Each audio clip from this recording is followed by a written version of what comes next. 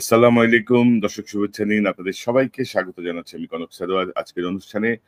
দর্শক, শিরোনাম দেখে বুঝতে পারছেন নিউ ইয়র্কের জাতিসংঘের অধিবেশন চলছে। সেই অধিবেশনে আমাদের অন্তর্বর্তী সরকারের প্রধান উপদেষ্টা ডক্টর মোহাম্মদ ইউনূস যোগ দিয়েছেন। তার সঙ্গে এবারই প্রথমবারের মতো ৩ টি রাজনৈতিক দলের ৬ জন প্রতিনিধি যোগ দিয়েছেন। তো এই বিষয়টি নিয়ে নানা ধরনের আলোচনা আছে, নানা ধরনের বক্তব্য আছে, নানা লেখালেখি হচ্ছে।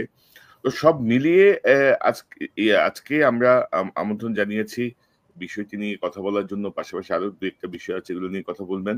আমার সঙ্গে যোগ দিচ্ছেন ডক্টর নাকিবুর রহমান তারেক। তিনি জামাতের প্রতিনিধি দলের সদস্য। ডক্টর ইউনূসের এই জাতিসংঘের অধিবেশন যে টিম, সেই টিমে এবং তিনি আমেরিকার একটি বিশ্ববিদ্যালয়ে শিক্ষকতা করেন। নাকিব ভাই, আপনাকে স্বাগত জানাচ্ছি আজকের অনুষ্ঠানে। জি, আসসালামু আলাইকুম। ধন্যবাদ কনক সরোয়ার ভাই আপনার অনুষ্ঠানে আমাকে আমন্ত্রণ জানানোর জন্য এবং আপনার মাধ্যমে দর্শকদের শুভেচ্ছা জানাচ্ছি। না, আপনাকে ধন্যবাদ। আমি জানি যে আপনি গ্র্যান্ড হায়াত থেকে যোগ দিয়েছেন। আপনারা সবাই এই হোটেলেই অবস্থান করছেন। তো প্রথমেই আমরা আজকের মূল বিষয়টা নিয়ে কথা শুরু করি। যে আমরা দেখছি যে ধরেন ফেব্রুয়ারিতে নির্বাচনের কথা বলা হচ্ছে। কিন্তু এখন পর্যন্ত একটি রাজনৈতিক একটি অচলাবস্থাই বিরাজ করছে বলা চলে।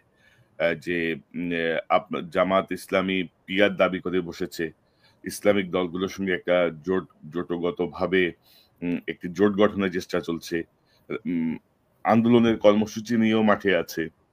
তো এখন ডক্টর ইউনূসের সাথে বিএনপির মহাসচিব, বিএনপির চেয়ারপারসনের আ পররাষ্ট্র বিষয়ক উপদেষ্টা, আপনাদের জনাব আব্দুল্লাহ মোহাম্মদ তাহের, আপনি, এনসিপির ২ জন সদস্য সচিব এবং তাসনিম জারা। তো সব মিলিয়ে একই হোটেলে আপনারা আছেন সবাই, পাশাপাশি রুমে আছেন। তো এটা কি কোনো রাজনৈতিক সমঝোতার চেষ্টা ডক্টর ইউনূসের? নাকি আপনাদের সাথে অ্যা আ এই দেশের কারো কোনো ঊর্ধ্বতন কোনো মিটিং বা কি, মানে একটু যদি খোলসা করেন আমাকে ভালো হয় আরকি। জানতে চাই আমি। না, অনেক ধন্যবাদ ভাই। ডেফিনিটলি কনক ভাই, আপনি যে প্রশ্নগুলা করেছেন আমি জানি যে অনেকের মধ্যেই অনেক প্রশ্ন আছে এবং আপনার এই প্রশ্নগুলা মানুষের বিভিন্ন আবেগ, উৎকণ্ঠা, ভালোবাসা সবগুলারই সংমিশ্রণ। আমরা সবাই বাংলাদেশকে ভালোবাসি। আমরা চাই যে বাংলাদেশ উত্তরোত্তর উন্নতি করুক, সমৃদ্ধির দিকে এগিয়ে যাক। ফেব্রুয়ারিতে নির্বাচনের একটা টাইমলাইন ঘোষণা করা হয়েছে। আমরা সবাই আশা করি যে সেই ফেব্রুয়ারিতেই সুষ্ঠুভাবে নির্বাচন অনুষ্ঠিত হবে। সব দলই সেই নির্বাচনে অংশগ্রহণ করে একটা কনসেনসাসে জায়গায় পৌঁছাবে যে জায়গায় যে দলই বিজয়ী হোক সেই দলকেই সরকার পরিচালনার জন্য অন্য সবাই সহযোগিতা করবে। আমার মনে হয় যে এরকম একটা আস্থার জায়গা তৈরি হওয়ার সুযোগ আছে।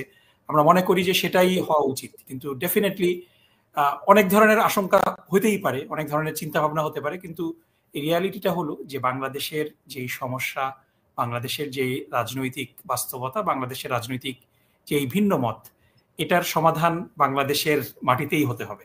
বাংলাদেশ থেকে ৭ সমুদ্র ১৩ নদী দূরে কেউ বাংলাদেশের জনগণের উপরে কোনো সিদ্ধান্ত নিয়ে চাপিয়ে দেবে আর বাংলাদেশের জনগণ এটা মেনে নিবে।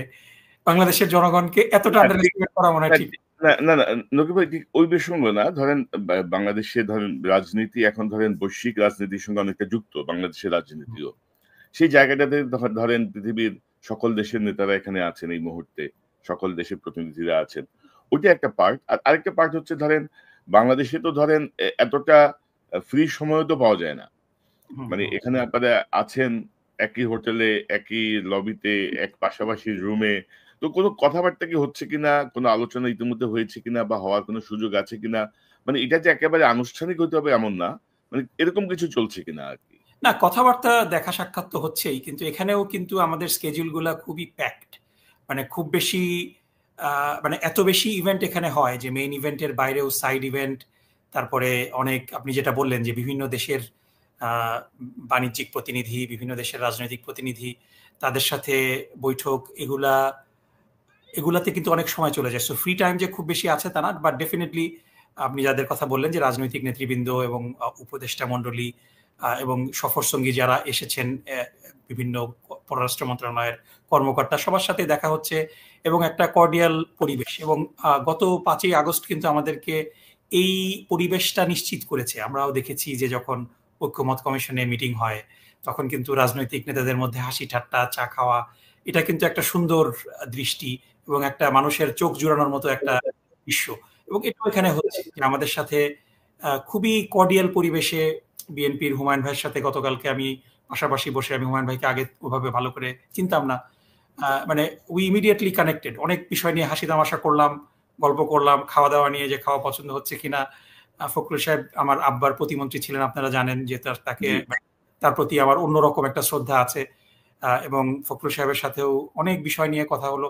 সো সবকিছুর মধ্যে কিন্তু সবকিছুর ঊর্ধ্বে যে আমাদের মানে রাজনৈতিক মতবিরোধ, রাজনৈতিক মতানৈক্য, এটা কিন্তু একটা গণতন্ত্রের সৌন্দর্য। আমরা সবাই যদি একভাবে চিন্তা করি তাহলে কিন্তু দেশ একটা জায়গায় গিয়ে আটকে যাবে। আমরা সবাই যদি এক এক রকম চিন্তা করি তখন এর মধ্যে দিয়ে একটা ভালো ফল আসবে। আমরা যদি, কিন্তু এখানে যেটা আমাদের বুঝতে হবে যে আমরা যার যার জায়গায় যদি মানে ইগোর জায়গা থেকে আমরা বসে থাকি, কোনো কম্প্রোমাইজ না করার চিন্তা করি, তখনও এটা ভালো না। কিন্তু ভিন্ন মত আসতে হবে এবং ভিন্ন মত আমার প্রকাশ করার এই স্বাধীনতাটা থাকতে হবে। এবং এই এতটুকু স্পেস আমাদের জুলাই দিয়েছে যে আমি যেটা চিন্তা করি এটা ভালো মন্দ পরে দেখা যাবে, এটা আমি যেন ফ্রিলি বলতে পারি, আর্টিকুলেট করতে পারি এবং জনগণের কাছে এই মেসেজটা নিয়ে যেতে পারি। তারপরে জনগণ যদি আমার এই দাবিকে, আমার এই চিন্তা ভাবনাকে প্রত্যাখ্যান করে কিংবা বলে যে তোমাদের এই দাবিটাকে মডিফাই করো, অন্য অন্য যারা ভিন্ন মত পোষণ করছে তারা এক টেবিলে এসে যদি নেগোশিয়েট করে, একটা মিডল গ্রাউন্ড কিন্তু তখন আসা যায়। সো এটাই কিন্তু গণতন্ত্রের সৌন্দর্য। কিন্তু এই জায়গাতে মানে এই রাজনৈতিক বিরোধকে আমরা যদি মাঠে ময়দানে মারামারিতে নিয়ে যাই, এটা হলো মানে এটা হলো আমি আমি এই প্রসঙ্গটা আসছি। দর্শক, ডক্টর নকিবুর রহমান হচ্ছেন জামাত ইসলামী সাবেক আমির, যিনি জুডিশিয়াল জাস্টিসের শিকার হয়ে পৃথিবী ত্যাগ করেছেন। জনাব মতিউর রহমান নিজামীর ছোট ছেলে, বড় ছেলে, মতিউর রহমান নিজামীর বড় ছেলে। তো কিন্তু নকিব ভাই ধরেন, তাহলে এই যে ডক্টর ইউনূসের সাথে তিনটা রাজনৈতিক দলের নেতাদেরকে কেন যুক্ত করা হলো? মানে ডক্টর ইউনূসের উদ্দেশ্যটা কি? মানে আপনাদের তো আসলে এখানে কিছু আনুষ্ঠানিকতা আছে, কিছু অনুষ্ঠান, সেমিনার, এগুলো ছাড়া তেমন কোনো কাজ নাই। তো হঠাৎ করে ধরেন ডক্টর ইউনূস কেন ৬ জনকে আনলেন, গুরুত্বপূর্ণ ৬ জনকে ইনক্লুড করলেন তার প্রতিনিধি দলে? মানে ওনার কি উদ্দেশ্য? না, ওনার যেটা উদ্দেশ্য, মানে আমি একটু মানে যেই মানুষের যেটা কল্পনা ওটা আমি আগে অ্যাড্রেস করে, মানুষের যেই কি বলা যায় কনস্পিরেসি থিওরি যদি আমরা বলি, সেটা একটা থিওরি হলো যে আওয়ামী লীগ প্রচন্ড বিক্ষোভ করবে, উনি নিজের পিঠ বাঁচানোর জন্য এই তিনটা দলকে নিয়ে এসেছেন ঢাল হিসাবে।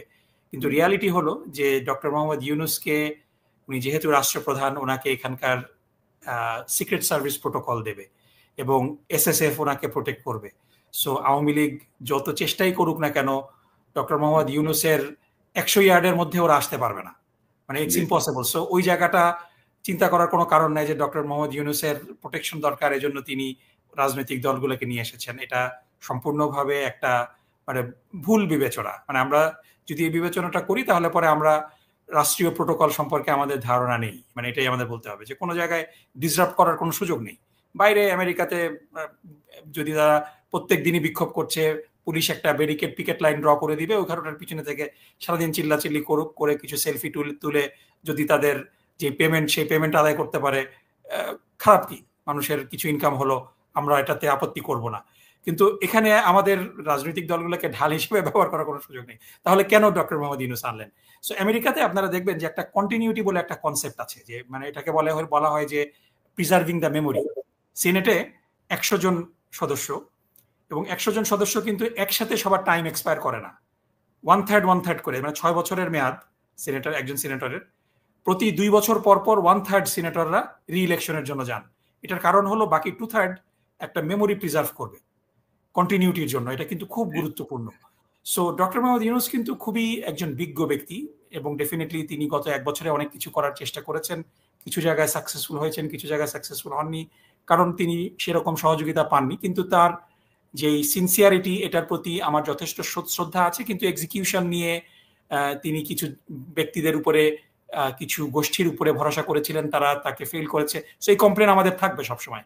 কিন্তু তার যে চিন্তাটা যে this is his last UNGA, আগামী ফেব্রুয়ারি মাসে ইলেকশন হয়ে গেলে আগামী সেপ্টেম্বরে যে ইউএনজিএটা হবে, সেই ইউএনজিএটা will be represented by basically July আন্দোলনে যারা stake holder, BNP, Jamaat, NCP. এনসিপিকে আপনি যতই ছোট বলেন না কেন, তারা একটা নতুন পার্টি রেজিস্ট্রেশন করেনি, কিন্তু জুলাই আন্দোলনের নেতৃত্ব তারা দিয়েছে, তাদেরকে অন্যরা সহযোগিতা করেছে, এটা ঠিক।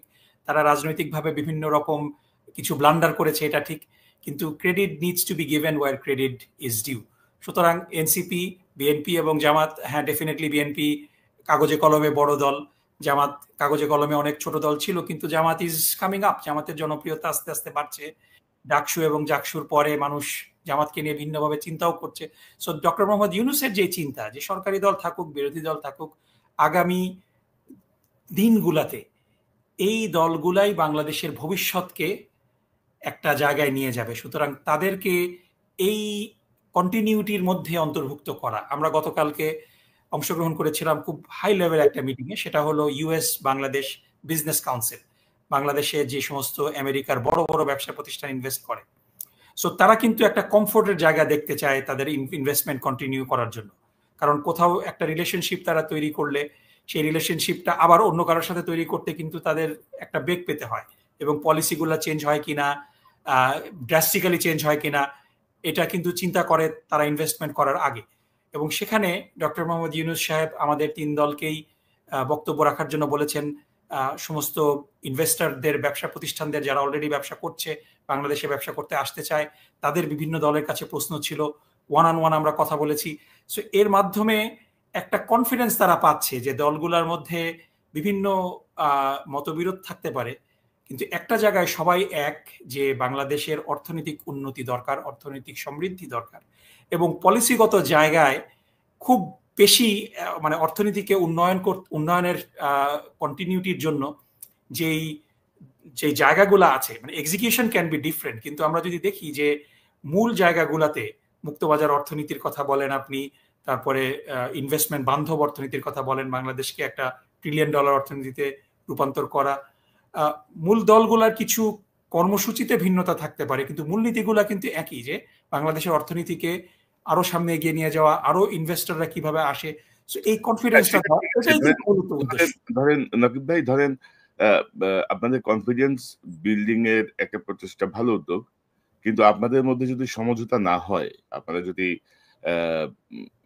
রাজনৈতিক বাস্তবতা না বুঝতে পারে প্রধান দলগুলো, তাহলে তৃতীয় পক্ষ তো বেনিফিটেড হবেই। তখন এই কনফিডেন্স আসলে খুব বেশি কাজে আসবে বলে তো মনে হয় না। আর একজন আমাকে বলছিলেন যে ওই যে ছেলে মেয়ের বিয়ের আগে হয় না, ইদানিং মার্কেট টার্গেটে নিয়ে যায় অভিভাবকরা, যে ওরা হাঁটতে হাঁটতে ঘুরে ফিরে একটু কথাবার্তা বলে, পরিচিত হয়, একটু বোঝার চেষ্টা করে, ওইরকম একটা উদ্যোগ হতে পারে। এখন আপনারা কিভাবে নেবেন, আপনাদের মধ্যে আসলে সমঝোতা হবে কিনা, আলোচনার সুযোগ আপনারা কাজে লাগাবেন কিনা এই দলগুলো, সেটা আপনাদের উপর নির্ভর করে। আমি আমি আমি জাস্ট জানতে চাইতে পারি আপনার কাছে, আপনি যতটুকু বলেন। তো বিএনপি জামাত ঐক্যবদ্ধ ভাবে ধরেন 15-16 বছর মার খেলো, একটা গালি তো হয়ে গেছিল, যেখানে যাই ঘটুক বিএনপি জামাত। তো সেখানে 5ই আগস্টের পরে আপনাদের এই প্রধান দুইটা দলের মধ্যে এই যে একটা বিপরীত অবস্থান, একটা বৈরী অবস্থান আমরা দেখছি। জামাত বিএনপিকে ছাড়ছে না, বিএনপি জামাতকে ছাড়ছে না। তো এই সিচুয়েশনটা কেন হলো? মানে আপনাদের মধ্যে আপনি কি মনে করেন, মানে কোন দল ট্র্যাপড হলো আর কি? মানে কেউ না কেউ তো ট্র্যাপড হয়েছে এখানে। অনেকে মনে করেন যেটা আর কি, সেটা গোয়েন্দাদের দ্বারা হোক, এদেশের গোয়েন্দা হোক, পার্শ্ববর্তী গোয়েন্দা হোক, মানে এই অবস্থাটা কেন হলো? হঠাৎ করে এই দুইটা দলের মধ্যে এই বিরোধের কেন হলো, বা এটা এখনো কেন সমাধান হলো না? প্রায় 1 বছর পার হয়ে গেল। দেখেন ভাই, এটা আমি মনে করি না যে বিরোধ। এটা কিন্তু গণতন্ত্রের সৌন্দর্য। সবাই যদি এক কথা বলে, মানুষের তো কোনো চয়েস থাকলো না। এখন আপনি যদি বিএনপি এবং জামাত, আপনি মানে যখন আওয়ামী লীগের বিরুদ্ধে ইলেকশন করতে হয়েছে, কারণ সমঝোতা না হলে আমাদের ভোট ভাগ হয়ে গেলে তৃতীয় পক্ষ বেনিফিটেড হবে, এই যে ভয়টা, এই ভয়টা প্রতিরোধ করার একমাত্র উপায় হলো যে একসাথে আন্দোলন, একসাথে নির্বাচন, এবং এর মাধ্যমে 2001 সালে আমরা বিএনপি এবং জামাতের জোট গঠন করে নির্বাচনে আওয়ামী লীগকে একেবারে পরাভূত করে আমরা সরকার গঠন করেছিলাম। এবং 2008-এও যদি নিরপেক্ষ নির্বাচন হতো, 2008-এ মইনুল আহমেদ আর্মিদের দ্বারা এই ঘটনাগুলো আরো সামনে আসবে, যে কিভাবে ব্যালট স্টাফিং করেছিল। 2018 এবং 2008-এর নির্বাচন প্রিটি মাচ একই রকম হয়েছিল, শুধুমাত্র সংবাদপত্রের স্বাধীনতা ছিল না, সোশ্যাল মিডিয়া ছিল না, এজন্য এই ব্যালট স্টাফিং গুলা রাতের ভোটটা এক্সপোজড হয়নি। সো যখন আপনার একটা শত্রু সামনের উপরে নিঃশ্বাস ফেলবে এবং সেই শত্রুকে আপনার মোকাবেলার জন্য ঐক্য দরকার, সেই ঐক্যটা তো আমাদের ছিল এবং এই ঐক্যের মাধ্যমে ঐক্যটা গত 15 বছরে মাঝে মাঝে একটু ডিসরাপ্টেড হয়েছে এবং সর্বশেষ শুধু বিএনপি জামাত না, সারা দেশের মানুষ ঐক্যবদ্ধ হয়ে সেই স্বৈরাচারের পতন ঘটিয়েছে এবং স্বৈরাচার বাংলাদেশ থেকে বিদায় নিয়েছে। এবং আমি আমি যদি আমার রাজনীতির বুঝ যদি মানে খুব অপরিপক্ক না হয়ে থাকে, মানে আমি যদি একেবারে মানে শিশু না হয়ে থাকি, তাহলে কনক ভাই আমি আপনাকে গ্যারান্টি দিয়ে বলতে পারি বাংলাদেশে আওয়ামী লীগের রাজনীতিতে ফিরে আসা খুব সহজ হবে না। কারণ হলো যে একটা দলের আপনি যদি চিন্তা করেন যে সমস্ত সংসদ সদস্য, সমস্ত কেন্দ্রীয় নেতা, সমস্ত স্থানীয় নেতা, যারা অর্গানাইজার, তাদের যারা তাদের সমর্থক গোষ্ঠী যারা পুলিশ প্রশাসনে ছিল, জনপ্রশাসনে ছিল, মিলিটারিতে ছিল, ইভেন বিচারপতি, ইভেন মসজিদের ইমাম পর্যন্ত পালিয়ে গিয়েছে। সো গ্রাউন্ডে কিন্তু আওয়ামী লীগের কোন ভাই আমাকে 1 মিনিট একটু সময় দেন, তাদেরকে মোবিলাইজ করার মতো তো কেউ নাই গ্রাউন্ডে। যারা আছে অ্যারেস্ট হয়ে গিয়েছে এবং আরো যারা আছে অ্যারেস্ট হবে। আওয়ামী লীগকে সরকার আওয়ামী লীগের কার্যক্রমকে নিষিদ্ধ করেছে এবং বিচার সাপেক্ষে আওয়ামী লীগের রাজনীতিও নিষিদ্ধ করে দেওয়া হবে। সুতরাং আপনার সামনে তো ওই ভয়টা নেই যে আমরা যদি আমাদের মধ্যে অনৈক্য, কারণ বিষয়টা হলো যে সবার একটা রাজনৈতিক এজেন্ডা থাকে এবং সেই এজেন্ডাগুলা প্রত্যেকেরই ভিন্ন। বিএনপির 31 দফা আছে, আমাদের 41 দফা আছে, এনসিপির এরকম দফা আছে। সো প্রত্যেকটা দলেরই দফা থাকবে, কিন্তু সব দফা এক দফায় যখন চলে যায় মানে একটা জায়গায় ঐক্য থাকতে হয়। সো আমাদের সমস্ত বাংলাদেশের জনগণের মধ্যে একটা জায়গায় ঐক্য ছিল, 9 দফা দিয়েছিল ছাত্রদের পক্ষ থেকে, সেই 9 দফা এক দফায় রূপান্তরিত হলো। যে 9 দফার মধ্যে হয়তো এক একটা দফায় আমরা আমাদের মধ্যে কিছু মতানৈক্য হবে, কিন্তু একটা জায়গায় আমরা সবাই একমত যে বাংলাদেশে ফ্যাসিস্টকে ফিরিয়ে আনা যাবে না। এই জায়গাতে এখনো মানুষ একমত। কিন্তু এর বাইরে প্রত্যেকটা দলের নিজস্ব এজেন্ডা আছে, আমাদের নিজস্ব এজেন্ডা আছে, আওয়ামী লীগের নিজস্ব এজেন্ডা আছে, এবং অ্যাগ্রেসিভলি আপনি আপনার এজেন্ডা বাস্তবায়নের জন্য চেষ্টা করবেন। এটাই হলো রাজনীতির সৌন্দর্য। এখন এই মানে যেহেতু আমরা একটা ইলেকশন সাইকেল আছে, আমি একটা এক্সাম্পল দিতে চাই যে আপনি আমেরিকান ফুটবল কতটা দেখেন জানি না, আমি মানে আমেরিকান ফুটবলের খুব বড় ভক্ত। এটা খুব ভায়োলেন্ট গেম, মানে একেবারে কুস্তাকুস্তি, মারামারি সবই হয়, তাই না? But it is between the whistle. আপনি যখন খেলা শুরু হবে তখন থেকে খেলা যখন শেষ হবে তখন পর্যন্ত এই মারামারিগুলো অ্যালাউড। খেলা শেষ হয়ে গেলে আপনি কাউকে গিয়ে ধাক্কা মারবেন না, আপনি কোলাকুলি করবেন। সো এখন বিএনপি এবং জামাত এবং এনসিপি তিনটা দলই বাংলাদেশের মূল রাজনীতি করছে। এবং আপনি যত ছোট দলই হন, যত বড় দলই হন, আপনি যদি ক্ষমতায় যাওয়ার আপনার অ্যাসপিরেশন না থাকে, you shouldn't be in politics. আপনি ক্ষমতায় আসবেন কি আসবেন না এটা একটা রিয়েলিস্টিক চিন্তা ভাবনা পলিসি লেভেলে থাকতে হবে। কিন্তু if you think that you will never come to power, তাহলে আপনার রাজনীতি করার কোনো দরকার নেই। সো সেই জায়গা থেকে বাংলাদেশ জামাত ইসলামী ডেফিনেটলি এখন মানে this is the first time বাংলাদেশের মানুষ একটা মানে বাইনারি ইকুয়েশনের মধ্যে জামাতকে চিন্তা করছে। কারণ বিষয়টা হয়েছে কি যে বাংলাদেশে মানে কিংবা পৃথিবীর কোনো দেশেই একটা যখন বাইনারি অপশন থাকে যে আপনি ইদার অর আওয়ামী লীগ অথবা আওয়ামী লীগ বিরোধী, তখন একটা থার্ড পলিটিক্যাল পার্টির জন্য কিন্তু জনপ্রিয়তা পাওয়া খুব কঠিন। এটা সব জায়গায়, আমেরিকা তো ডেমোক্রেটিক পার্টি আর রিপাবলিকান পার্টির বাইরেও অনেক পার্টি আছে, আপনার লিবারেটেরিয়ান পার্টি আছে, গ্রিন পার্টি আছে, তারা কিন্তু সুবিধা করতে পারে না, যদিও তাদের প্রচুর সমর্থন আছে, কিন্তু বাইনারি চয়েসের মধ্যে পড়ে যায়। সো বাংলাদেশের রাজনীতিতে এতদিন ছিল আওয়ামী লীগ ভার্সেস এন্টাই আওয়ামী লীগ, যে এন্টাই আওয়ামী লীগ শক্তির নেতৃত্ব দিয়েছে বিএনপি দীর্ঘদিন। সো এখন যেহেতু আওয়ামী লীগ নেই রাজনীতিতে, আওয়ামী লীগের জনপ্রিয়তা শূন্যের কোঠায়, মানুষ যে তাদের 30% 40%-এর গল্প করে এটা সত্যিকার অর্থে নেই, এটা একেবারে মিনিমাম। এবং যারা আছে মানে তাদের যে অর্গানাইজ করার ক্যাপাবিলিটি যাদের আছে তারা তো দেশ ত্যাগ করেছে, তারা তো দেশে নেই। বাইরে থেকে কেউ বললো দু একজন ঘটা করে মিছিল করা, এটা এটা দিস আর জাস্ট ব্লিপস, পয়সা দিয়ে মানুষকে এগুলো করানো হয়, সাধারণ মানুষের সাথে এর কোনো সম্পর্ক নেই। সুতরাং বিএনপি এবং জামাতের একটা ইউনিক অপরচুনিটি আছে তাদের জনপ্রিয়তা যাচাই করা, এবং এটার জন্য ডেফিনেটলি কিছু কিছু আগলি মোমেন্ট আছে, but it's between the whistle. যখন রাজনৈতিক মাঠে আমাদের বক্তব্য বিবৃতি, গরম গরম কথাবার্তা বলা শেষ, সন্ধ্যার সময় আমরা গলা মিলিয়ে চা খাবো, খাওয়া দাওয়া করবো, গল্প গুজব করবো, এটা কিন্তু স্বাভাবিক। এটা এই সৌন্দর্যটাই কিন্তু বাংলাদেশের মানুষ দেখতে চায়, এবং এটা it's a good side. So এটাকে আপনারা নেগেটিভ হিসাবে নেবেন না, এটাকে আপনারা গণতন্ত্রের সৌন্দর্য হিসাবে নেবেন। ঠিক নেগেটিভ বিষয় না। ধরেন দুটো বিষয় আমি আপনার কাছে একটু জানতে চাই যে ধরেন আমরা কিন্তু জামাতের অতীতের থেকে যদি এখনো পর্যন্ত আসি, বিভিন্ন সময় কিন্তু জামাত কিছু রাজনৈতিক ভুল সিদ্ধান্ত নিয়েছে। ধরেন ৭১-এর কথা যদি বলি, বা ধরেন বিএনপির সঙ্গে আপনারা জোট বেঁধে আন্দোলন করলেন। আবার সেই বিএনপির বিরুদ্ধেই আপনারা মাঠে আন্দোলন করলেন। আবার বিএনপির সাথে সরকারে গেলেন। তো এরকম কোথাও কোনো ভুল হচ্ছে কিনা? এরকম কোনো ভুল কনক ভাই আমি সিদ্ধান্তের একটু পথে আপনারা যাচ্ছেন কিনা?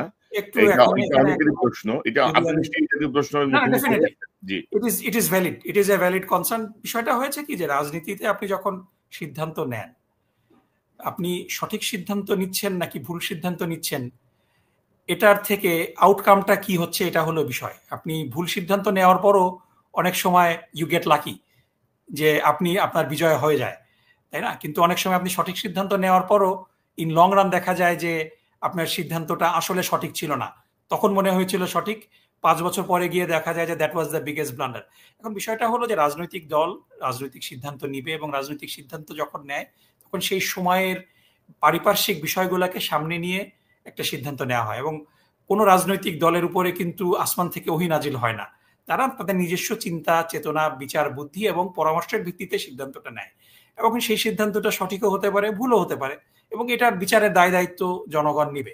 তবে আপনি যে রেফারেন্সটা দিলেন যে বিএনপির সাথে আন্দোলন করেছে আবার বিএনপির বিরুদ্ধে আন্দোলন করেছে, সো আমি আপনাকে মানে এখানে ডেফিনেটলি মানে এটা এটা বলতে কোনো আমার কোনো মানে কি বলা যায় যে হেজিটেশন নেই যে 93, 94, 95 সালে আওয়ামী লীগের সাথে জামাত যে কেয়ারটেকার সরকারের আন্দোলন করেছে, এই আন্দোলনটা জামাতের একটা বড় শুভাকাঙ্ক্ষী সমাজ ভালোভাবে নেননি। এটার একটা প্রতিফলন আমরা 96 সালে নির্বাচনে দেখেছি। কিন্তু আপনি যদি একটু অবজেক্টিভলি চিন্তা করেন যে কি বিষয় নিয়ে আন্দোলন হয়েছে, মানে এটা কি আওয়ামী লীগকে ক্ষমতায় আনার জন্য আন্দোলন হয়েছিল? তখন আন্দোলনটা হয়েছিল কেয়ারটেকার সরকারের দাবিতে, যে কেয়ারটেকার সরকারের দাবি আজকেও বিএনপি করছে। না, আমি এবং আমি এই বুঝতে পারছি। দাবিটা কোনো ভাই জি, এক মিনিট, আমি এক জি, মিনিট সময় নিই আপনার কাছ থেকে, হুম, যে হুম, এই দাবিটা এখন না যদি আমরা চিন্তা করি যে এই দাবিটা কি খুব অযৌক্তিক দাবি ছিল? এখন আমি আওয়ামী লীগকে পছন্দ করি না, আওয়ামী লীগ একটা যৌক্তিক দাবিতে আমাকে সমর্থন করছে, এজন্য কি আমি বলবো যে তুমি এই দাবি করতে পারবা না? সো বিষয়টা হলো এখানে আমি আমি আমি আপনাদেরকে জাজ করছি না, আমি জাস্ট আপনাদের সামনে রিয়ালিটিটা বলছি। এবং ঠিক আছে, যদি জামাতের এই আওয়ামী লীগের সাথে যুগপৎ আন্দোলনে গিয়ে ভুল হয়, তাহলে পরে আমি আবার একটু স্মরণ করিয়ে দিতে চাই যে ৮০-র দশকে ৮৭ সালে এবং ৯০ সালে যে এরশাদ বিরোধী আন্দোলন হয়েছে, সেখানে বিএনপি কার সাথে আন্দোলন করেছে? এরশাদ বিরোধী আন্দোলন বলেন, আওয়ামী লীগের সাথে কি করেনি? করছে। আওয়ামী লীগ বিএনপি। না, ওই তাহলে ওই যে পরে আপনি ওই যে যদি ভাই, আপনি যদি জামাতকে আপনি আওয়ামী লীগের সাথে একটা গণতান্ত্রিক আন্দোলন করার দোষী সাব্যস্ত করেন, তাহলে তো সেই দোষী সাব্যস্ত আপনাকে বিএনপিকেও করতে হবে ৮৭ সালে, ১৯৯০ সালে। সুতরাং একটা গণতান্ত্রিক আন্দোলনে আপনার সাথে যেই আসবে, এবার এই সরকার বিরোধী আন্দোলনে স্বৈরাচার বিরোধী আন্দোলনে বামপন্থীরাও আমাদের সমর্থন করেছে, কমিউনিস্ট পার্টি শেষ মুহূর্তে এসে যুক্ত হয়েছে, অনেক নকশালী গ্রুপ যুক্ত হয়েছে বামপন্থী, তাদেরকে তো আপনারা বলতে পারবেন না যে তোমরা আসবা না, তাই না? না, সো এই যেমন যেমন বিষয়টা ওকে ভাই আমি জামাত মানে সম্পর্কে, জি, জি, না, জামাত সম্পর্কে বলা হয়েছে জামাতের কোনো স্থায়ী কোনো শত্রু মিত্র নাই। মানে জামাত আসলে আসলে রাজনীতিতে কি কারো স্থায়ী শত্রু মিত্র থাকে? মানে এবং আপনি রাজনীতিতে কার স্থায়ী শত্রু মিত্র থাকে? না, না, মানে কিন্তু জামাত একটা জায়গায় আমি আপনাকে নিশ্চিত করতে অবস্থানগত পারি, জায়গাটায় বা আদর্শগত জায়গাটায় ধরেন আপনারা প্রয়োজনে আওয়ামী লীগের সঙ্গে রাজনীতিতে যাচ্ছেন, বিএনপির সঙ্গেও রাজনীতি বিএনপি কি করছেন। প্রয়োজনে আওয়ামী লীগের সাথে রাজনীতি করে নাই এরশাদ বিরোধী না, আন্দোলনের সেটা সময়? না, মানে তাহলে আপনাদের দলের যে ধরেন আদর্শিক যে জায়গাটা আপনারা দাবি আমাদের করেন, তো আদর্শিক জায়গাটা ওই জায়গাটা গণতন্ত্রকে থেকে পুনরুদ্ধার আরকি, করা, এই এবং এই জায়গাটা থেকে। গণতান্ত্রিক আন্দোলনে যারা আসবে সবাই, এভরিবডি ইজ ওয়েলকাম। সো তবে মানে এখানে মানে বিষয়টা হয়েছে কি ভাই, আমাদের জি, অনেকেই মানে এই ঘটনাগুলা ডিপে যায় না, প্রোপাগান্ডায় বিভ্রান্ত হয়ে যায়। অনেকে মনে করে যে জামাত আওয়ামী লীগের সাথে নির্বাচন পর্যন্ত করেছে, বিষয়টা তো এরকম না। জামাত শুধুমাত্র আন্দোলন করেছে, এবং এটারও একটা পরিপ্রেক্ষিত আছে যে না, যেমন ১৯৯১ সালের যে ৮৬ নির্বাচনটা ছিল, জি, সেই ৮৬ নির্বাচনে সালের যে কিন্তু রায়, সেই নির্বাচনে জামাত কিন্তু বিএনপিকে নিঃশর্তভাবে সমর্থন দিয়েছিল, কোনো কোনো কিছু মন্ত্রিত্ব চায়নি। এবং ওই সময় যদি জামাত যা চাইতো তাই কিন্তু বিএনপি দিতে বাধ্য ছিল, কারণ বিএনপি সরকার গঠন করতে পারছিল না। বিএনপি ১৩৮টা আসনে জয়লাভ করেছিল এবং জামাত 18টা আসনে জয়লাভ করেছিল। জামাতের এই নিঃশর্ত সমর্থনের প্রতিদানটা, এবং এটা বিএনপির খালেদা জিয়ার প্রতি আমি প্রচন্ড শ্রদ্ধাশীল। তিনি জামাত ইসলামী এবং বাংলাদেশের মানুষের কাছে সবচেয়ে সম্মানিত ব্যক্তি, আমি আপনাকে গ্যারান্টি দিয়ে বলতে পারি। কিন্তু বিএনপির অফিসে আপনি যে দেশকে পছন্দ করেন না সেই দেশপন্থী কিছু লোকজন বসে বসে থাকে এবং তারা তারা কিন্তু সেই আপনার আপনার মনে আছে যে সাবিউদ্দিন চৌধুরী, তারপরে ডক্টর কামাল হোসেন, মানে মানে ইয়ের কামাল না, আওয়ামী লীগ গণফোরামের কামাল না, আরেকজন কামাল কামাল হোসেন, কামাল সিদ্দিকী, তারা কিন্তু বসে বসে এই গণ আদালত করলো প্রধানমন্ত্রীর অফিসের থেকে, এবং এই গণ আদালত করে জামাতের তদানীন্তন আমির গোলাম আজম সাহেবকে, ইভেন এর স্বৈরাচারী এরশাদ সরকার গ্রেফতারের সাহস পায়নি, সেই বিএনপি সরকার গ্রেফতার করেছিল। এবং ওই সময় বিএনপির যারা ভারতপন্থী, যেমন শেখ রাজ্জাক আলী, তারপরে হুইপ আশরাফ, যারা পরবর্তীতে বিএনপির দুঃসময় বিএনপিকে ত্যাগ করেছিল, তারা বিভিন্ন শিক্ষা প্রতিষ্ঠানে, খুলনাতে বিএল কলেজে শিবিরের উপরে নির্মম অত্যাচার চালিয়েছে, শিবিরের নির্বাচিত জিএস আব্দুল হালিমকে জবাই করে হত্যা করেছে। তো এই যে নির্যাতন, এটার পরিপ্রেক্ষিতে জামাতের একটা অংশ বিএনপির উপরে ক্ষুব্ধ ছিল, এটার একটা রেজাল্ট ছিল। সো এটা আপনি জামাতের ভুল সিদ্ধান্ত বললে এটা আপনার মতামত, আমি জনগণের উপরে ছেড়ে দিলাম, এটা জনগণ বিচার করবে। কিন্তু জামাত কিন্তু তাদের, আমি যদি বলি যে তাদের যে প্রিন্সিপাল, সেই প্রিন্সিপালে একেবারে ইউনাইটেড। জামাত তার ইতিহাসে কোনোদিন আওয়ামী লীগের সাথে মিলে কোনো নির্বাচন করেনি, কিন্তু বিএনপি করেছে। আপনার মনে আছে 90 সালে ইভেন স্বৈরাচারকে সাথে নিয়ে চিটাগাং বিশ্ববিদ্যালয়ে ছাত্র শিবিরকে মোকাবেলা করার জন্য বিএনপি শুধুমাত্র ছাত্রলীগের সাথে জোট করেনি, ছাত্র সমাজ, সে সময় স্বৈরাচারী এরশাদের ছাত্র সমাজ, ছাত্রলীগ এবং ছাত্রদল একতাবদ্ধ হয়ে চিটাগাং ইউনিভার্সিটি ছাত্র সংসদ চাকসুতে শিবিরের বিরুদ্ধে নির্বাচন করেছিল।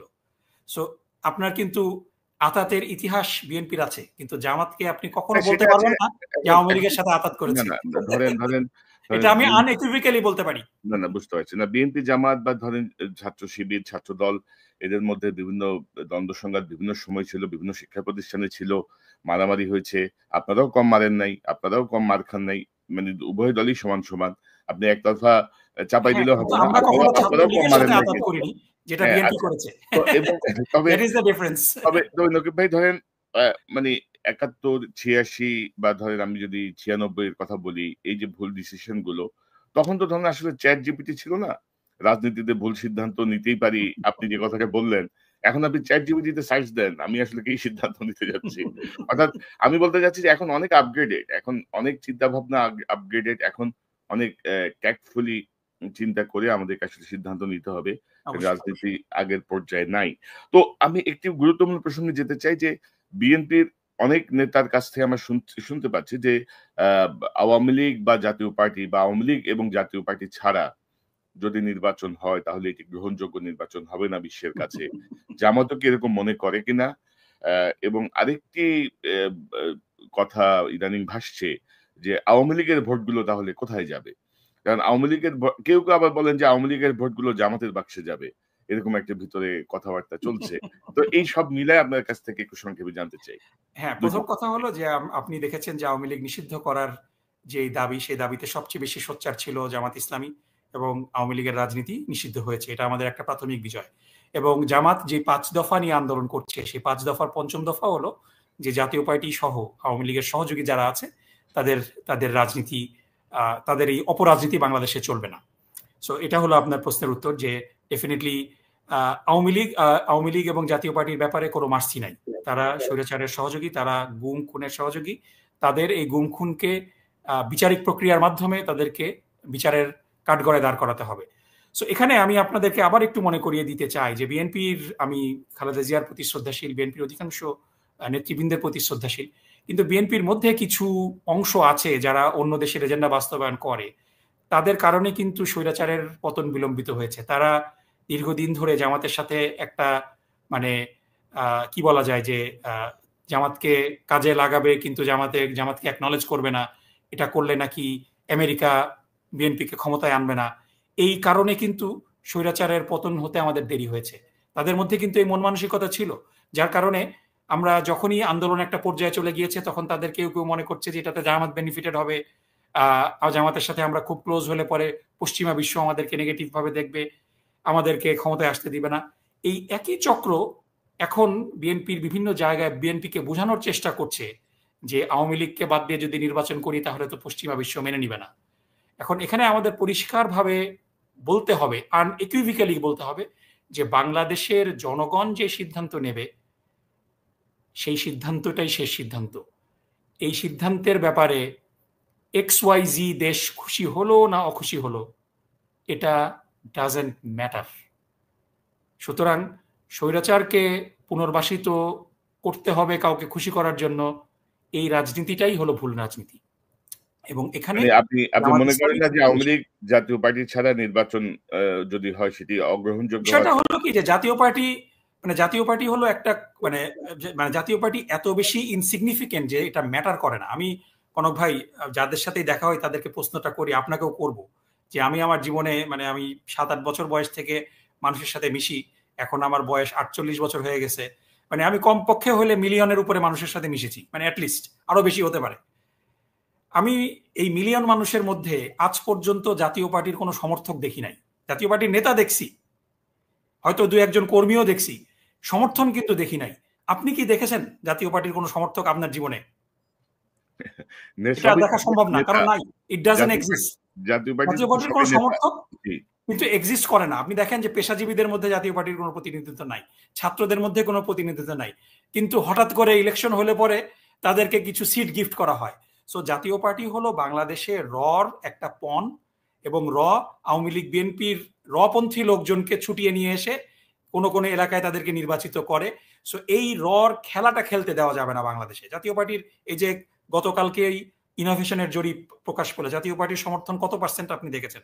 Point something. সো এই মানে জাতীয় পার্টি নিষিদ্ধ করার অর্থ হলো যে জাতীয় পার্টির এই অপরাজনীতিটা নিষিদ্ধ করতে হবে, যে বাংলাদেশে এমন কোনো পলিটিক্যাল পার্টি থাকতে পারবে না যেই পলিটিক্যাল পার্টিকে বিভিন্ন অন্যান্য পলিটিক্যাল পার্টির জনপ্রিয় নেতাদেরকে ব্ল্যাকমেল করে নিয়ে এসে নির্বাচিত করে।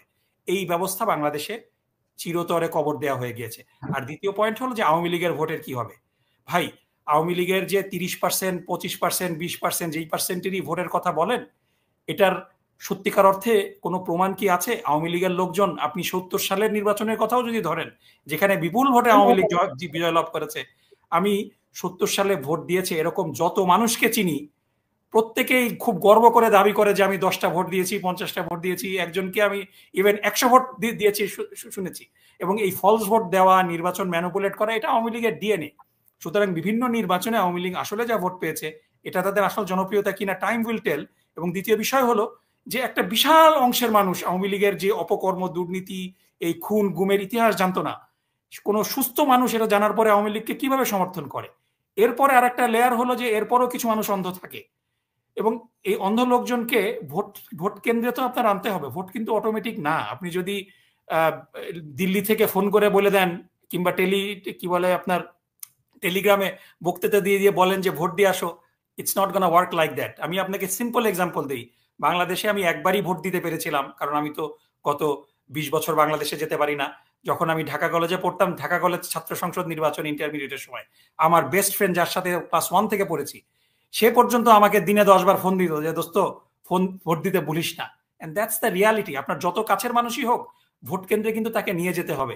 সুতরাং আওয়ামী লীগের সমর্থক এরপরও যে ডাইহার্ড অংশটা আছে, তারা অটোমেটিক্যালি যে ভোট কেন্দ্রে যাবে, হু ইজ গ্যারান্টিং দ্যাট? কারণ যারা অর্গানাইজ করবে, মোবিলাইজ করবে at the end of the day, মানুষকে ভোট কেন্দ্রে নিয়ে যাবে, তারা তো পলাতক সব, কিংবা তারা জেলে, তাই না? এর বাইরে কিছু কিছু সাধারণ মানুষ আছে যারা কোনো কারো আশেপাশে নাই, হয়তো সফট আওয়ামী লীগার, তারা কিন্তু এলাকায় যে ব্যক্তিকে পছন্দ করে, it will be absolutely local, সেই লোকাল জায়গায় ভোট দিবে। সুতরাং আওয়ামী লীগের ভোট কে কাকে দিবে এটা নিয়ে আমাদের তো দুশ্চিন্তার কোনো কারণ নাই, তাই না? So everything is boiling down to local politics. হ্যাঁ, এখন আপনারা আসলে পিআর নিয়ে কি করতে চাচ্ছেন? পিআর নিয়ে আপনারা কত? আমরা মনে করি যে বাংলাদেশের প্রত্যেকটা মানুষের ভোট ম্যাটার্স। এই কারণে বাংলাদেশের মানুষের যেই রাজনৈতিক চিন্তা ভাবনা, তাদের প্রতিনিধিত্ব, এটার সবচেয়ে বেস্ট উপায়টা হলো এই প্রপোর্শনাল রিপ্রেজেন্টেশন। এখন আমার সাথে আপনি একমত হবেন না, দ্যাট ইজ ফাইন। আমি আমার মতামত নিয়ে সবসময় যে বিজয়ী হব, আমার মতামত সবাই মেনে নিবে এটাও না, কিন্তু আমার মতামতটা তো আমাকে আপনার মানে প্রকাশ করা এবং এটার দাবি মানে এটার দাবি দেওয়া নিয়ে মানে আন্দোলন করা, এটা তো আমাকে স্পেসটা দিতে হবে, তাই না?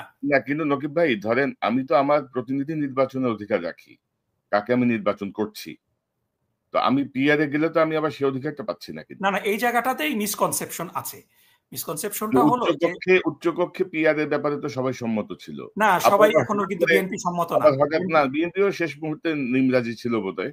নিমরাজি এখন আপনারা এটা আমরা উভয় শুনেছি পক্ষেই নিমরাজি, কিন্তু বিএনপি যদি উচ্চকক্ষে রাজি হয় that can B A progress, এবং তখন দেখা যাক কি হয়। কিন্তু আমি যেটা বলছি যে যুক্তিটা দেওয়া হয় যে আপনি দল নির্বাচন করবে, মানে মানুষের কোনো ভোট থাকবে না, পিআর সিস্টেম কিন্তু এক এক জায়গায় এক এক রকম। There are many formulas, Turkish formula আছে, তারপরে নিউজিল্যান্ডের ফর্মুলা আছে। সো বেসিক্যালি মানুষের ভোট কিন্তু ম্যাটার করে, এবং একটা থ্রেশহোল্ড আপনার থাকবে। 300 আসনে প্রার্থী কারা হবে, রাজনৈতিক দলগুলোকে বলে দিতে হবে যে এই আসনে এই প্রার্থী, এবং সেই আসনগুলোতে একটা মিনিমাম ভোট না পেলে পরে তার র্যাঙ্কিং যতই হায়ার হোক না কেন তিনি সংসদ সদস্য হতে পারবেন না। সো এই অনেকগুলা ব্যাপার আছে। সো জনগণের প্রতিনিধিত্ব, জনগণের কাছে আসা, এবং এই মেকানিজমটা it can be talked about. এবং আমি যেটা বলছি যে it's not written on the wall. আপনার কথাবার্তা শুরু হতে পারে জামাতের এই দাবির, মানে বিষয়টা এরকম না যে পিআর সিস্টেমে নির্বাচন না হলে জামাত নির্বাচন বয়কট করবে। বিষয়টা এরকম না। জামাত একটা দাওয়া করছে, এবং এই দাবির মাধ্যমে একটা মিডল গ্রাউন্ড হবে, এবং সবার সম্মতিতে, সমঝোতার ভিত্তিতে ফেব্রুয়ারিতেই নির্বাচন হবে। নির্বাচন পিছানোর কোনো সুযোগ নাই, কারণ এই নির্বাচন সময় মতো হওয়া, লেভেল প্লেইং ফিল্ড হওয়া কিন্তু জামাতের 2 নাম্বার দাবি। ফেব্রুয়ারির মধ্যে নির্বাচন হতেই হবে। সুতরাং কেউ যদি বলে যে নির্বাচন পেছানোর একটা মানে ষড়যন্ত্র করছে জামাত, এটার কোনো ভিত্তি নেই। কারণ জামাতের 12 তারিখের মধ্যে ফেব্রুয়ারির মধ্যে নির্বাচন করাটাও একটা দাবি। এবং nobody is more election ready than Jamaat. জামাতের কিন্তু 300 আসনে প্রার্থী ঘোষণা হয়ে গিয়েছে, তাই না? তারা কাজ করছে। বিএনপি কিন্তু এখনো 100 আসনেও প্রার্থী বলতে পারে নাই। সুতরাং জামাত ইজ ইলেকশন রেডি। আজকেই যদি ইলেকশনের তফসিল ঘোষণা করা হয়, জামাত কিন্তু আগামীকালকেই 300 আসনের প্রার্থী ঘোষণা দিয়ে দিতে পারবে। এটা কিন্তু অন্য কোনো দল পারবে না। সুতরাং এই জায়গাগুলোকে সামনে রাখতে হবে। জামাতের এই দাবির সাথে আমরা টোটালি মানে অ্যাওয়্যার যে সবাই এটার এই মতামত মেনে নেবে না। ফাইন, মানুষ যদি এটা না চায়, still I can pursue it, right? আমি এটা মানে I can talk about it, এবং যখন মানুষকে আমরা বুঝাতে চেষ্টা করব, যখন অধিকাংশ মানুষ এটা মেনে নেবে, পিআর বাংলাদেশের জন্য ইমপ্লিমেন্টেড হবে, তা না হলে হবে না। এটা মানে it's not my way or highway. আমি আপনার সাথে একমত যে জামাত অত্যন্ত সুসংগঠিত একটা দল। আপনারা সবসময় প্রস্তুত। 300 আসনে প্রার্থী চাইলে আপনারা আজকেও ঘোষণা দিয়ে দিতে পারেন। এবং ঘোষণা তো দেওয়া হয়েছে, আমরা জানুয়ারি মাসে দিয়েছি। যেমন আপনারা ধরেন খুব কায়দা করে কিন্তু 5ই আগস্টের পরে প্রশাসন, পুলিশ সহ গুরুত্বপূর্ণ জায়গাগুলোয় আপনাদের দখল নিয়ে নিচ্ছেন। আপনাদের লোক, এটা ঠিক না ভাই। জায়গায় আপনাদের আধিপত্য। কিন্তু এগুলো নিয়ে কেউ কিছু বলেও না, কেউ টেরও পায় না। কিন্তু মূলত আপনাদের লোক আপনারা সব জায়গায় বসিয়ে দিয়েছেন। কিন্তু অ্যাটর্নি জেনারেল কে? ওই 2-1টা পদ আর কি, 2-1টা পদ সরকারি বিএনপির মানবাধিকার বিষয়ক সম্পাদক ছিলেন আসাদ সাহেব, তাই না? এখন জামাতের কোন পদাধিকারী, কোন ব্যক্তি কি কোন প্রতিষ্ঠানে আছে বলেন? কিন্তু ধরেন এখন আপনি সবাইকে গুপ্ত শিবির বলে দেন যদি, তাহলে মুশকিল। আদালতের প্রতি মানুষের যে দৃষ্টি, তাতে এখনো অ্যাটর্নি জেনারেল খুব বেশি সুবিধা নিতে পারবে বলে মনে হয় না। তো যাই হোক, এটা আপনাদের প্রশংসা করছি ভাই, আপনাদের ইয়ে করি নাই, আপনাদের এটা আপনাদের দক্ষতা। তো আমি খুব সংক্ষেপে 2টো প্রশ্ন করবো। আমি জানি আপনি ব্যস্ত, যে কোনো সময় টেলিফোন আসছে আপনার। তো এই যে ইউএনএ আপনারা আপনার নেতৃবৃন্দ আসার পরে যে অ্যাটাকটা হলো, এবং পরবর্তীতে আমরা অনুসন্ধান করে দেখলাম যে আওয়ামী লীগ আমলে নিয়োগ পাওয়া, ছাত্রলীগ, যুবলীগের সবাই বহাল তবিয়তে আমাদের এই জাতিসংঘ মিশনে বসে আছে। আমাদের ওয়াশিংটনের যে দূতাবাস সেখানে বসে আছে। আমাদের কনসুলেটেও এখনো একটা বড় অংশ আওয়ামী লীগের নিয়োগ পাওয়া মন্ত্রী, এমপিদের আত্মীয় স্বজন নানা রকম ভাবে। তো ফরেন যে উপদেষ্টা ইন্টারিম তৌহিদ সাহেব, উনি আপনাদের সাথেই আছেন। কি মানে সরকারের ভাষ্য কি? আপনারা কি জানতে চেয়েছেন? তৌহিদ সাহেবের কি ব্যাখ্যা কি? আমি এখন পর্যন্ত কোনো পদক্ষেপের কোনো আভাস পাইনি। কি বিষয়টা কিভাবে দেখছি? ডক্টর ইউনূসের প্রতিক্রিয়া কি? ইনফ্যাক্ট ডক্টর ইউনূসের কোনো প্রতিক্রিয়াও আমি এখনো পাইনি। কি মনে করেন আপনি? না, ডেফিনেটলি এটা খুবই একটা ন্যাক্কারজনক ঘটনা, এবং এটা অনভিপ্রেত। এবং আমাদের সম্মানিত নায়েবে আমির ডক্টর সৈয়দ আব্দুল মোহাম্মদ তাহের সাহেব সাথে সাথেই যে রিয়াকশন দিয়েছেন, তিনি বলেছেন যে যারা হামলা করেছে তারাই নিন্দনীয়, যাদের উপরে হামলা করা হয়েছে তারা হলো প্রশংসনীয়, কারণ তারা ধৈর্য সহকারে রেজিলিয়েন্স দেখিয়েছেন। সো এখানে একটা মানুষ রাস্তা দিয়ে হেঁটে যাবে, কেউ যদি তাকে কটূক্তি করে, যে কটূক্তি করছে এটা একটা সভ্য সমাজ, সভ্য দেশ। এখানে এ ধরনের অসভ্যতা যারা করবে তারা তাদের সত্যিকারের পরিচয় দিচ্ছে যে আওয়ামী লীগ যে একটা সন্ত্রাসী সংগঠন, আওয়ামী লীগ যে একটা ফ্যাসিস্ট সংগঠন, এই ফ্যাসিজমের পরিচয় তারা এটা দিয়েছে। এটা হলো ডেফিনেটলি আওয়ামী লীগের ট্রু কালার তারা শো করছে। সো এটা হলো একটা দিক। দ্বিতীয় দিক হলো যে এখানে ডেফিনেটলি কিছু মিসকমিউনিকেশন আছে এবং এটা কি পরিকল্পিত কিনা এটা তদন্ত হবে, এবং তদন্ত হওয়ার আগে আমি এই বিষয়ে আমার ব্যক্তিগত মতামত আছে, এটা আপনি জানেন, কিন্তু আমি পাবলিকলি আমার ব্যক্তিগত যেই অনুভূতি এটা আমি বলছি না। তদন্তের মাধ্যমে যেটা প্রকাশিত হবে আমি তার প্রতি শ্রদ্ধা রেখে আমি আমার ব্যক্তিগত মতামতটাকে আমি একটু সাপ্রেস করছি, কিন্তু আমি ডেফিনেটলি দেখেছি খুব কাছ থেকে যে কি পরিমাণ অসহযোগিতা হচ্ছে ministry of finance, ministry of foreign affairs এবং দূতাবাসের সমন্বয়হীনতার মাধ্যমে।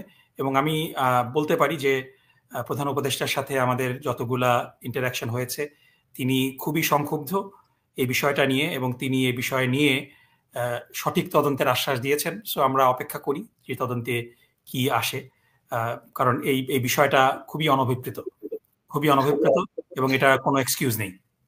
তবে এখন ধরেন ক্ষুব্ধ হয়ে সংক্ষুব্ধ হয়ে তো লাভ নাই। আমরা ধরেন গত একটা বছর ধরে গলা ফাটাই ফেলতেছি প্রত্যেকটা বিষয় তুলে তুলে, মানে চোখে আঙুল দিয়ে দেখিয়ে দেওয়ার মতো পরিস্থিতি। সব দেখিয়ে দেওয়ার পরেও তারা কোন এক মহব্বতের কারণে কিছুই পদক্ষেপ নেন নাই। এবং আপনি জানেন যে আপনি কতটুকু বলবেন জানি না, এই ইন্টারিম গভর্নমেন্ট তো আসলে অনেকে ফেলিয়ার এর পথে আরকি। মুরুব্বি মুরুব্বি অধ্যুষিত মুরুব্বি শাসিত যে ইন্টারিম, এটা তো আপনি নিজেও বুঝতে পারছেন, যেহেতু আপনি জি জি অবশ্যই। সরকারি প্রতিনিধি দলে আছেন। আমি আপনাকে এই প্রসঙ্গে যেতে চাই না। তো দুটো বিষয় আমি একটু জানতে চাই। একটা হচ্ছে যে আহ, আহ, আপনার বাবা সহ ৬ জনকে জুডিশিয়াল কিলিং এর শিকার হতে হয়েছে। আমরা গত ১ বছরে আপনারা এই ব্যাপারে কোনো পদক্ষেপ নিয়েছেন বলে আমার জানা নাই। এই জায়গাটা কেন আপনারা সামনে আনেন নাই, বা এই ব্যাপারে আপনাদের মূল পরিকল্পনাটা কি? খুব সংক্ষেপে আমি আরেকটা না, প্রশ্ন। ডেফিনিটলি একেবারে আনিনি তা না, কারণ এগুলার মানে বিষয়গুলো হয়েছে কি যে বাংলাদেশের যে আইন, সেই বিদ্যমান আইনে কিছু করার অবকাশ নেই। So we have to be creative. কারণ বাংলাদেশের কাউকে যদি মানে মেইনলি আমরা আলহামদুলিল্লাহ আমরা আমাদের সম্মানিত নেতা এটিএম আজহারুল ইসলামকে মুক্ত করতে পেরেছিলাম, কারণ তার ছোট্ট একটা জুডিশিয়াল রিকোর্স বাকি ছিল। তার যেই জুডিশিয়াল রিভিউটা, সেই রিভিউটা যদিও গভর্নমেন্ট ডিসমিস করে দিয়েছিল, কিন্তু ডিসমিস করেছিল in the absence of defence lawyer. So এই ছোট্ট একটা গ্রাউন্ডে আমরা কিছু সাবমিশনের চেষ্টা করেছি, কিন্তু ফাঁসি দিয়ে দেওয়ার পরে রিভিউ করা এই বিষয়টা নিয়ে, কারণ অনেক দেশে আমেরিকাতে মিসট্রায়ালের তদন্ত হয়, একটা আপনার জাস্টিস কি বলে এটাকে, বলে আপনার ট্রুথ কমিশন না কি যেন একটা কমিশন আছে, আমি এটার নামটা জানি না। তারা ইভেন ডেথ পেনাল্টির যারা একদম ডেথ পেনাল্টির জন্য ওয়েট করছে এটাও আবার রিভিউ করে, বিচার হয়ে যাওয়ার পর, এক্সিকিউশন হয়ে যাওয়ার পর রিভিউ করে। বাংলাদেশের এক্সিস্টিং সংবিধান কিন্তু এগুলো দেয় না। So we have to be creative. আমরা যেটা করতে পারি সেটা হলো যে মিথ্যা সাক্ষ্য দেওয়া হয়েছে তাদের বিরুদ্ধে আমরা মামলা করতে পারি মিথ্যা সাক্ষ্যের জন্য, যারা ষড়যন্ত্র করে তদন্তের নামে মিথ্যা রিপোর্ট দিয়েছে তাদের বিরুদ্ধে। সো এই বিষয়গুলা, কারণ বিচারপতি যখন রায় দেয় এটাকে, যদিও এটা জুডিশিয়াল কিলিং, হত্যা, কিন্তু বাংলাদেশের সংবিধান অনুযায়ী তারা ইমিউন, তাদেরকে এটার কারণে শাস্তি দেওয়ার বিধান নাই। কিন্তু এখানেও কিছু বিষয় আছে যে ষড়যন্ত্রের একটা ব্যাপার থাকে, কনস্পিরেসি একটা মামলা আছে, যে তারা যদি কনস্পিরেসি করে কাউকে হত্যা করার জন্য, এবং এই কনস্পিরেসির সাথে শেখ হাসিনা সহ বিচারপতিদের যদি কোলিশন থাকে তখন মামলা করার সুযোগ থাকে। সো এটা নিয়ে আমরা এক্সপ্লোর করছি, কিন্তু আমাদের স্টেপ বাই স্টেপ, হ্যাঁ স্টেপ বাই স্টেপ যেতে হবে। আমাদের প্রথম স্টেপটা ছিল যে আমাদের নেতা এটিএম আজহারুল ইসলামকে মুক্ত করা, যেটার জন্য সময় লেগেছে, এবং এটাতেও সরকারের বিভিন্ন পর্যায় থেকে অসহযোগিতা হয়েছে। এবং আমরা কিছুক্ষণ আগে যার কথা বলছিলাম তিনি তার পদাধিকার কিন্তু তিনি ব্যবহার করেছিলেন, যার কারণে 1 বছর লেগেছে এটিএম আজহারুল ইসলামের মুক্ত হতে। সো এবং সেই মুক্তির যে রায়টা প্রধান বিচারপতি দিয়েছেন, তিনি কিন্তু বলেছেন যে এটা হলো মিসক্যারেজ অফ জাস্টিস, এই কথাটা কিন্তু তিনি বলেছেন। সো এটাকে সামনে নিয়ে আমরা আগাচ্ছি, এবং ইনশাল্লাহ আপনারা সামনে দেখতে পাবেন যে এই ব্যাপারে আমরা পদক্ষেপ নেব। না, কিছু বিষয় ধরেন স্কাইপ কেলেঙ্কারি, যেটি আমার দেশে ধারাবাহিকভাবে এসেছিল এবং আরো অনেক বক্তব্যে ঘটনায় এটা জুডিশিয়াল কিলিং হিসেবে চিহ্নিত হয়েছে। তবে এটার একটা সমাধান চাই কেন, যেন আগামী ১০০ বছর পরেও বা ৫০ বছর পরেও বা আগামী দিনগুলোতে যেন এই জাতীয় জুডিশিয়াল কিলিং বা জুডিশিয়ারিকে যেন কেউ হাতিয়ার হিসেবে ব্যবহার করতে না পারে, সেটি ইম্পর্টেন্ট। তো আমরা আহ, আবারও আহ্বান জানাবো, যেহেতু আপনি এই ডক্টর ইউনূসের এই প্রতিনিধি দলে আছেন, আপনাদের নায়েবে আমির আব্দুল্লাহ মোহাম্মদ তাহির সাহেব আছেন, ডাক্তার বিএনপির মহাসচিব আছেন, বিএনপির ভারপ্রাপ্ত চেয়ারম্যানের পররাষ্ট্র বিষয়ক উপদেষ্টা আছেন। তো গুরুত্বপূর্ণ লোকেরা সবাই আছেন। নতুন দল এনসিপির সদস্য সচিব আছেন, তাসনিম যারা আরেক নেত্রী আছেন। তো আপনারা বসে যদি একটু কথা বলতে পারতেন নিরিবিলি পরিবেশে, কথা হচ্ছে এটা আমাদের জন্য ভালো হতো। ধরেন একটা সমঝোতার একটা পরিবেশ তৈরি হতে পারত। একটু ধরেন বাংলাদেশের মাটির থেকে অনেক দূরে নিরিবিলি একটু রিল্যাক্স হইতে, যেখানে বাংলাদেশে টেলিফোন ঘন ঘন ঢুকতেছে না, দর্শনার্থীদের ভিড় কম, সেই জায়গাটা থেকে আর কি। তো দর্শনার্থীদের ভিড় আরো বেশি ভাই। সেটা আমি জানি অবশ্যই গ্র্যান্ড হায়াতের অবস্থা। তো আরেকটা প্রশ্ন, এই প্রশ্নটা আমি আর লম্বা করতে চাই না, অনেক সময় এত সময় কথা বলার কথা ছিল না আপনার সাথে। তো কেউ কেউ মনে করছেন যে ডাকসু এবং জাকসুর পরে জামাতে ইসলামী ওভার কনফিডেন্সে ভুগছে, যে ডাকসুতে বা জাকসুতে যেভাবে আমরা বিজয় পেয়েছি, জাতীয় নির্বাচনেও বোধহয় আমরা এমন একটা কিছু একটা করে ফেলতে পারবো। রাজনৈতিক বাস্তবতাকে তাই বলে জনাব নাকিবুর রহমান? না, আমি তো ওভার কনফিডেন্স দেখি না ভাই। আপনি অনেকে মনে করছেন আর কি যে জামাত যেভাবে মানে জামাত যেভাবে এখন ডিল করছে বা যেসব বক্তব্য বা যা কিছু, তাতে মনে হচ্ছে যেন অনেকেই মনে করছেন, আমি মনে করছি না। না, আমি এটা মনে করি না কনক ভাই, কারণ ডেফিনেটলি জাকসু নির্বাচন একটা ছাত্রদের প্রতিনিধিত্ব নির্বাচনের বিষয়, জাকসু নির্বাচনও সেটা। সো এটাতে মানে আমাদের ডেফিনেটলি উই ফিল গুড, এটা there is no doubt about that. এবং কিছু কিছু মানুষ যারা আমাদেরকে খুব বেশি আন্ডার এস্টিমেট করতেন, মনে করতেন যে আমরা নারী বান্ধব না, আমরা আমাদের ব্যাপারে একটা স্টিগমা ছিল যে এরা হুজুর মানুষ, খুব একটা কোয়ালিফাইড লোক না। সো কিছু স্টিগমা কেটে গিয়েছে। সো এই ব্যাপারে কিছু বিএনপির সমর্থকরা প্যানিকড, কারণ ডেফিনেটলি ছাত্র দল কুড হ্যাভ পারফর্ম বেটার। মানে সাধারণ মানুষের মধ্যে তারা মনে করে যে যে পরিমাণ জনপ্রিয়তা তাদের আছে, সত্যিকার অর্থে হয়তো তাদের জনপ্রিয়তা সেই পরিমাণ নেই।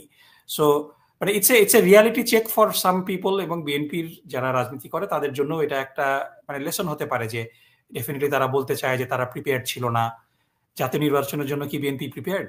সো তো মানে আনপ্রিপেয়ার্ড অবস্থায় যদি আপনি সিম্পলি, আমি এটা এইভাবে এক্সাম্পল দেই যে ছোটবেলায় আমাদেরকে বাবা মা সন্ধ্যা হইলে পড়তে বসাইতো, হোমওয়ার্ক করাইতো, সারা বছর পড়তাম, তারপরে হয়তো পরীক্ষায় ভালো করতাম না, কিন্তু কিছু কিছু ছাত্র কিন্তু সারা বছর দুষ্টামি করে বেড়ায়, পরীক্ষার আগের দিন পড়ে খুব ভালো করে ফেলে।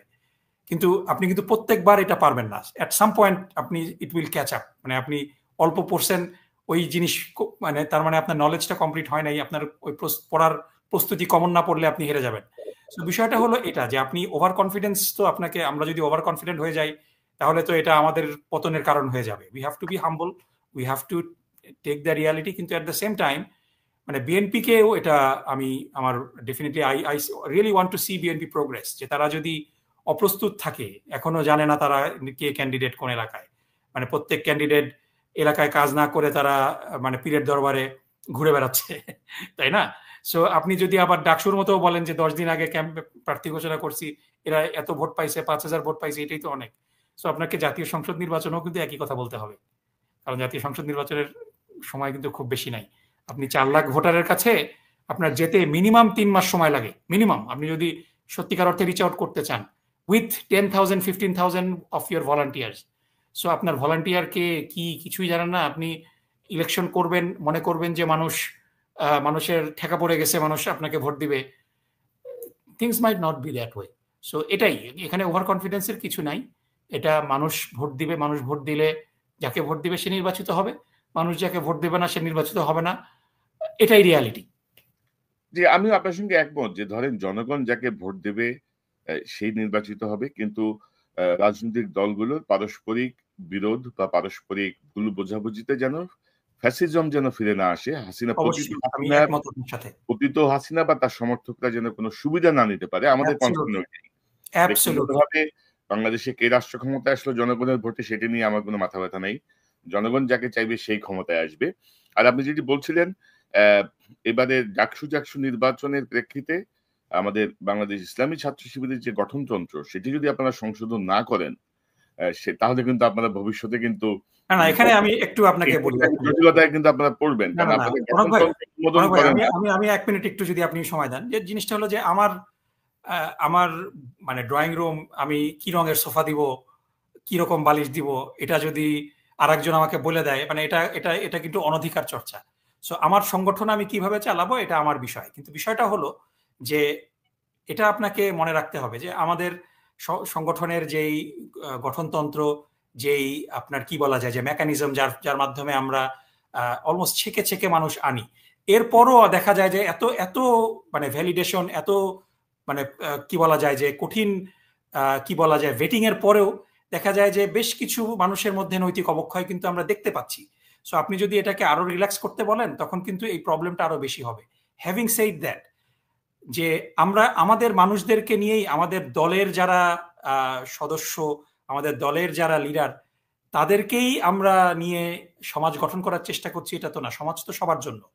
So we are broadening our horizon. আমাদের দলের অবশ্যই একটা প্রভাব থাকবে, কিন্তু সাথে সাথে আমাদের সাথে আমাদের ধরেন আমি যেটা বলছি যে আমাদের 10টা এজেন্ডা আছে, হ্যাঁ, তো আমাদের এই 10টা এজেন্ডার মধ্যে 7টা এজেন্ডার সাথে যারা একমত পোষণ করে, 3টার ব্যাপারে যারা অমত করে, আমরা কিন্তু তাদেরকেও অ্যাকোমোডেট করছি যে ঠিক আছে আপনার এই 3টার ব্যাপারে সমস্যা আছে, আমরা এই 3টা নিয়ে এখন কথা বলবো না, আমরা 7টা নিয়েই কথা বলি।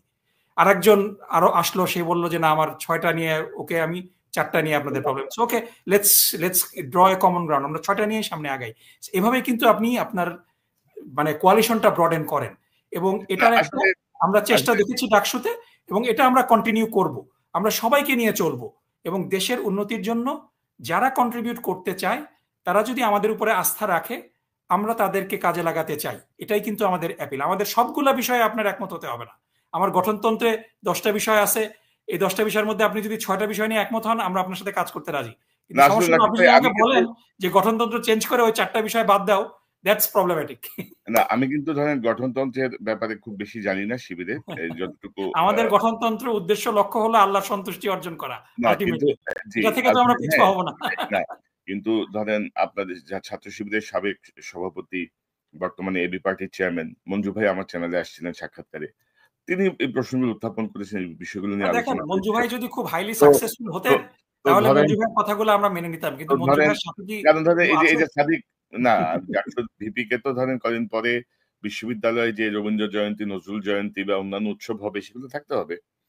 তো না এগুলো বিষয়টা হলো যে থাকতে হবে না, আপনি অর্থাৎ অ্যাডজাস্ট করে নেওয়া আর কি, অর্থাৎ এটাকে কি দেখেন বলে? মুজিবুর রহমান মঞ্জু ভাই খুব মানে রাজনৈতিকভাবে খুব মানে শ্যালো একজন মানুষ, এবং খুব চিন্তা ভাবনা ওনার পরিষ্কার না, এবং উনি যদি মানে এতই কি বলা যায় যে মানে এতই ভালো বুঝতেন, এতই পলিটিক্যাল গেজ তার থাকতো, তাহলে তো এবি পার্টি ফ্লারিশ করতো। এবি পার্টির এখন মানে এবি পার্টির প্রতিষ্ঠাতা চেয়ারম্যান সোলাইমান সাহেব, আপনারা দেখেছেন সোলাইমান চৌধুরী সাবেক সচিব, উনি মানে বেসিক্যালি তৌবা করে জামাতে ফিরে এসেছেন, তাই না? এবি পার্টির অলমোস্ট 90% লোকজন এনসিপিতে চলে গেছে। এবি পার্টিতে এখন শুধু মঞ্জু ভাই এবং ফুয়াদ ছাড়া তো আর কেউ নাই।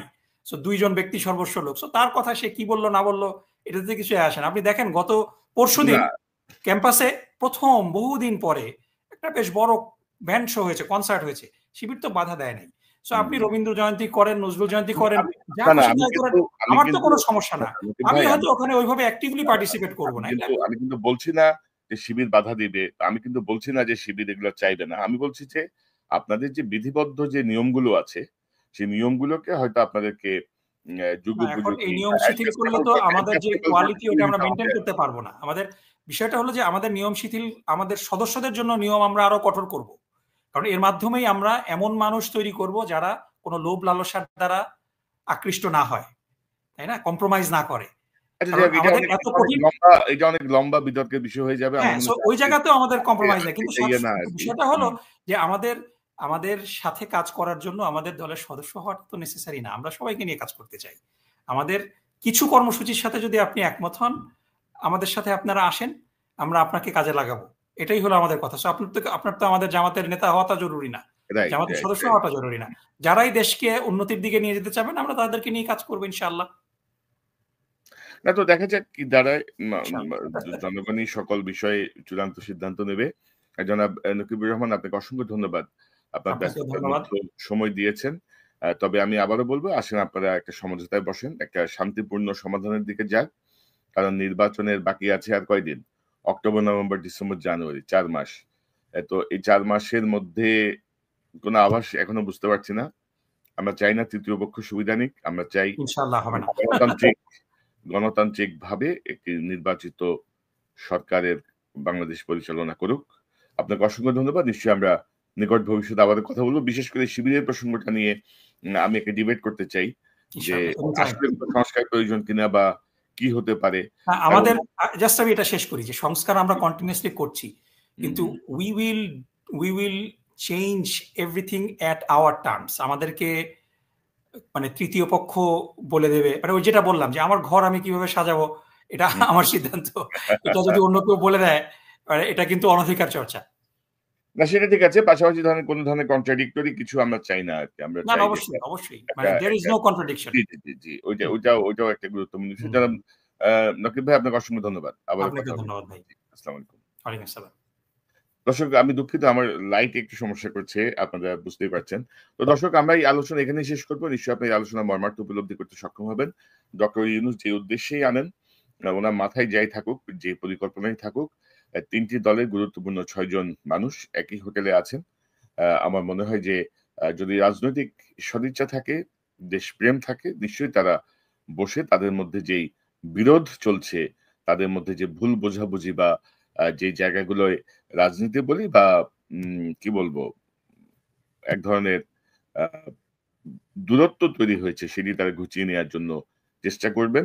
এবং অবশ্যই এনসিপির প্রতি যে আক্রোশ আমরা দেখছি, এনসিপির যারা জুলাই বিপ্লবের আ অগ্রভাগে ছিলেন, মূল নেতৃত্বে ছিলেন, তাদের ঝুঁকিটা যে অনেক বেশি সেটি বোঝা যাচ্ছে। তো সেই জায়গাটা আমার মনে হয় যে সকল রাজনৈতিক দলের একটি ঐক্যমত্য অত্যন্ত জরুরি। না হলে ফ্যাসিবাদ যদি ফিরে আসে, তাহলে পরিণতি কিন্তু খুবই খারাপের দিকে যাবে। তো আমরা এই আহ্বান জানিয়ে আজকের অনুষ্ঠান এখানেই শেষ করছি। দর্শক, এই চ্যানেলটি সাবস্ক্রাইব করে আমাদের পাশে থাকুন।